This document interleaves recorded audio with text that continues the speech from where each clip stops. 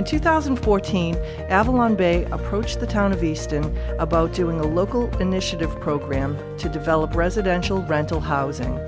The town was very interested in working to reach its 10% affordable goals. The Avalon project provided much-needed affordable and rental housing for Easton residents in a location that was close to shopping and transportation. This is often referred to as a friendly 40B and gives the town control over the local process. I'm Dottie Fulginetti and a member of the Board of Selectmen, and I invite you to listen to a roundtable discussion between Avalon executives, the Board of Selectmen, and town administrator, and also to get a closer glimpse into the project. Working with Avalon proved to be a great partnership.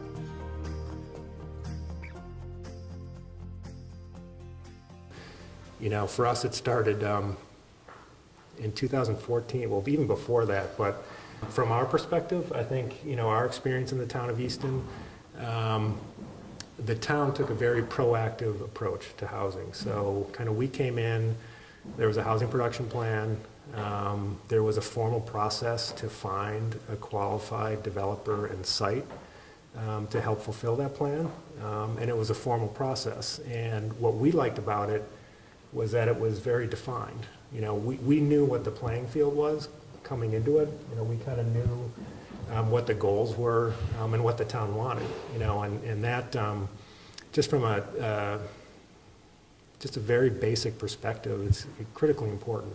And so that happened from the beginning.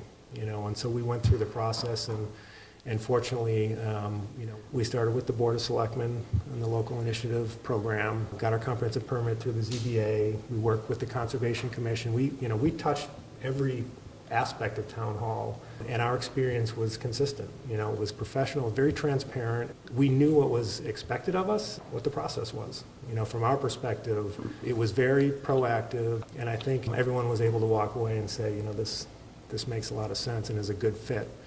The only other thing I'd add is kind of the economic development aspect, which was also a critical part of the infrastructure, you know, the sewer improvement plan. This is a great example of how we can be a part of a bigger plan, bigger economic development plan by, you know, hooking into the sewer, part of the sewer extension. I think we actually we were able to help play a role in getting that started and getting that done, which I think is, you know, one piece of a bigger puzzle or bigger plan with the town. We can point to something fairly tangible. I mean, your presence here accelerated a project that was going to be completed in 2019, approximately.